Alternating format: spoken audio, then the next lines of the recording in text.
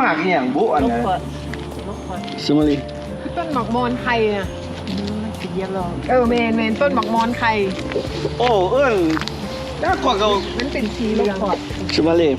กว่าเขาบ่เคยฮู้เอาสิมาเบิ่งบ้านหลังนี้โอ้สบายดีทุกคนสบายดีแม่บ้านสบายดีมื้อนี้เฮาสิมาเบิ่งบ้าน FC เนาะตอนนี้ FC เฮาอยู่อลาบามาเพิ่นจะประกาศขายบ้านเฮาสิพาไปเบิ่งว่าอยู่รัฐอลาบามาเมืองเออร์วิงแม่นเพราะว่าเพิ่นสิขายบ้านหลังนี้ทั้งเฮือนทั้งดินนี่กว้างเด้นี่เจ้าของบ้านนี่เด้เจ้าของบ้านเพิ่นมันเป็นโมโบโฮมบ่นี่คือปลูกเอาบ่เป็นโมโบโฮมเวลาโอ้แล่นรถแล้วพวกเขาโอเคเห็นไหมจ๊ะราคาเท่าไหร่นี่คันว่ามีเพิ่นใครสนใจประกาศพาเลยกล้องเลยก็แล้วแต่พูดเด้อขอที่อยู่กับราคายังไม่ได้โพสต์ค่ะติดต่อหาเพิ่นเนาะเข้ามาราคาเนาะโทรศัพท์นัมเบอร์บอกเข้ามาเลย Contact me my name is Diane my area code number is 251-459-4903 we're in the Irvington Alabama โอเคหาสพายางเลาะเบิ่งสถานที่บ้านเพิ่นhalf an acre แล้วhalf acre เนาะครึ่งเอเกอร์นึงที่หาตัดหญ้า2-3มื้อนี่ยามฮอดนี่ป้งขึ้นไวขนาดอันนี้ยังบ่ทันได้มั่างออกเทื่อยังบ่ทันได้มีแต่มั่างคอกไก่แห่งก่อนเกิดกว้างสังเวียนน่ะนั่นซ่อมไก่เด้ไก่ก็ยังอยู่เนาะ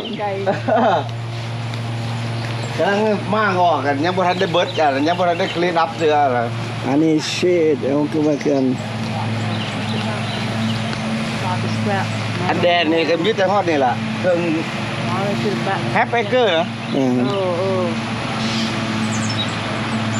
อันนี้มีแต่หมู่บ้านคนลาวเลยแถวนี้แต่บ้านคนลาวอันนั้นก็บ้านคนลาวฮะอเมริกานี่อันนั้นก็เฮือนคนลาวเนี่ยคนลาวเบิดนี่ว้าวแล้วประมาณจักหลังหมู่บ้านคนลาวอยู่แถวนี้1 2บอกว่าอยู่เมืองว่านนี่โอ้หลายคนกับย่านมันเกือบ100พุ่นว่าเป็นหมู่บ้านคนลาวอพยพเนาะว่าละก็ได้ใน country สิอยู่ข้างนอกหน่อยนึงเป็น living แบบ style แบบอันนี้ก็ดินคนลาวเฮานี่It's a good place to retire คนอยาก retire แต่มาซื้อผู้ใดพี่น้องผู้ใดสนใจเนาะอันนี้มันเป็นอยู่รัฐอลาบามาเมืองเออร์วิงนะฮะเออร์วิงตันโอเคเนาะผู้ใดต้องการที่ว่าอยากใช้ชีวิตไว้เกษียณ retirement เดินบ้านกะกว้างและอีกอย่างหนึ่งเขาจะอยู่เป็นชุมชนคนลาวมีแต่บ้านคนลาวแถวนี้บ่คิดว่าเฮามานี่สิมีแต่คนลาวอันนี้ครั้งแรกเด้ที่เฮามาแม่นแล้วมันดีอย่างนึงคือว่าคนลาวเนาะเวลากินข้าวกินน้ำมันรู้สึกคืออยู่เมืองลาวแบบเฮาโทรเอิ้นกันมาน่ะอยากไปเก็บผักก็ไปเอาโลดอยู่ข้างบ้านมัน quiet very quiet แม่มันเงียบเนาะให้ไปคอกข้างหลังจะได้มากอันนี้จักห้องนอนอยู่นี่4 ห้องนอนไปเข้าไปเบิ่งข้างใน4 ห้องนอน2 ห้องน้ำโอ้ว้าวใครสนใจติดต่อมาหาเด้ออันนี้ก็เฮ็ดเอาซื้อเล็กมาแล้วก็เบี้ยวเฮ็ดเอาเองก็ได้ความสามารถเฮ็ดได้สำนี้ก็เอาได้สำนี้เลยโอเคคันมีคำถามอยากจะถามลูกพี่ใหญ่แล้วโอ้ผู้น่ะซอยผู้เฮ็ดหยังบ่เป็นแนวใดบ่นั่นก็ถามอ้ายเราก็มาบอกมีเจ้าถิ่นเจ้าถิ่นโอ้เราเก่งได้เรื่องนั้นแปลงเงินแปลงซ่านนี่เราแทกไม้นี่บ่ให้เสียไม้นะชื่อหมาก็เป็นเปี้ยโลดโอ้จะมีเงินครัวข้างนอกข้างในนี่เงินครัวนอกเงินครัวนอกเพราะว่าเจ้าของบ้านเก่าเพิ่นเนี่ยบ้านบ่มีแล้วไฟเพราะว่าเขาปิดเบิ่ละมืดเด้อโทษเด้อเดี๋ยวมืดเอาอันนี้ทำหลังอันนี้นะโคตรใจตรงอันนี้ห้องนอน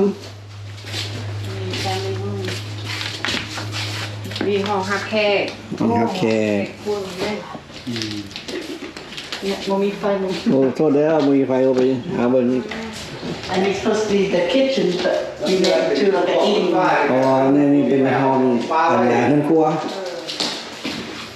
And we, that's bathroom number 1. ห้อง ห้องน้ำห้องทำอิฐ The second bedroom. ห้องนอนที่สอง เก็บออกนอกจุด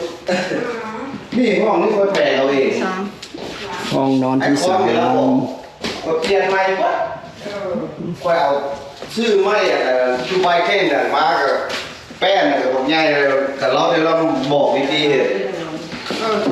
น้อยก็แน่เลย อันนั้นก็หน้าประตูนี่กันห้องรับแขก ตอนนั้นโดข้ากันอย่างเดียวนะเปลี่ยนใหม่มาที่ตัวขาด ออกไปหน้าบ้าน And master bedroom. อันนี้ห้องนอนอีกเป็นแม่นั้นห้องนอนใหญ่ ห้องน้ำนะ มีห้องน้ำอีก ได้ ก็นี่ห้องน้ำนี่นะห้องน้ อยู่ไหนอย่าง ำ เงี้ย ห้องน้ำของอยู่ในห้องนอนใหญ่ เพราะว่าคนจะมาโป้อยู่ว่าเปิดสิมาเหตุขาดคอยมันเก็บผมมีเวลาเก็บ หน้าบ้าน อันนั้นก็คอยลำเดือคอยก็สิบ่มากหรอกว่า ในบ้านในค ลำ รัว เดือคอยจะเลี้ยงหมูเลี้ยงหมาอย่างนี้ตะกี้คอยก็มีหมาได้ตัวหนึงคอยเลี้ยงมันเฮาดีแล้วมันแลนแก่ๆดีแล้ว โอ้ทั้งข้างนี้อีก ข้องหมาแล้วนี่จะเบิ่งจนอันนี้เราคอกหมาที่เมื่อเขาจะจับมึงมันแลนดิโอ้ยครับกลางคืนนี่มันเฮาแก่ๆดี ทั้ง เนาะ ข้างบ้าน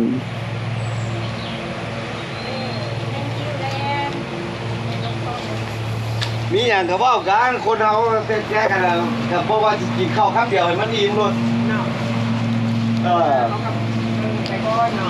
เบิ่งไปครับมีอย่างกับว่ากันสิแนวใดก็เนาะ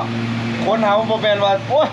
กินข้าวคำเดียวสิอิ่มโลดครับเป็นไปบ่ได้ครับ ราคาต่อรองได้ ราคาต่อรองกันได้เว้าถือข้อ กันว่าถือคอมันก็แห้งล้มกันดีแล้วหรอ แม่เว้าบ่แม่นขอซื้อบ่ขายเด้ ว่าถือคอเนี่ยแห้งล้มกันดีแล้วหรือเปล่า แม่น นี่แต่บ้านคนลาวคุมบ้านคนลาว อันนี้ก็ซื้อรถลุงหมาฮู้อยู่ว่ามันตาย มัก the body มัน โอ้ บ้ามันนี่ บ้านคนลาวอยู่นี่ แล้วคนเลยบ่มีเวลาแบกเลยแล้วพอก็เลยปล่อยเลยหน้าที่แอมเขาก็ค่อยสิซื้อจักใหม่มาใส่ เงียบ ก็จะบัด สงบ รับบ่ดีปล่อยเฮ็ดนักบ่ได้ อยู่แถวนี้ก็มีวัดลาวเด้อพี่น้องเด้อวัดลาวก็มี ประกาศแล้วพวกเขาสิมาเอาแล้วเด้อทุกพยายามมาแล้วเพราะว่าเขา ร่างกายเขา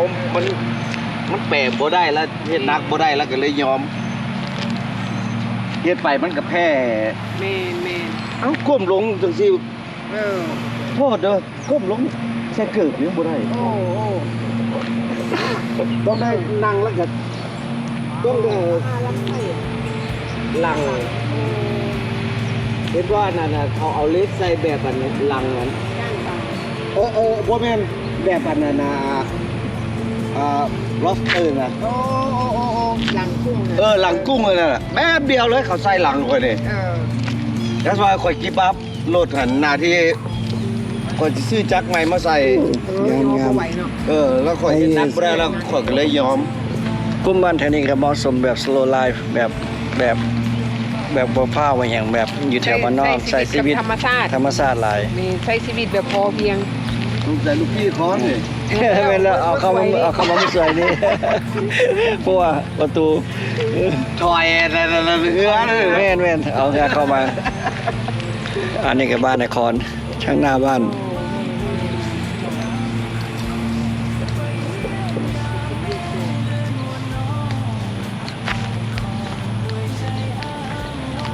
แล้วก็มีนครหลังบ้าน อันนี้ก็ดินข้างๆนี่ก็ดินบ้านนครอีก อันนี้ก็บ้านคนลาวนี่ก็บ้านคนลาว ดินปอว่างก็ดินบ้านนคร ได้เซลฟี่ก็โพสต์ด้วยกัน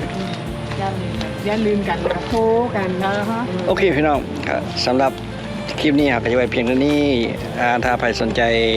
ติดต่ออยากได้บ้านแถวนี้ก็โทรหานัมเบอร์อยู่ข้างรูปนี้นะโอเคเจอกันคลิปหน้าบ๊ายบาย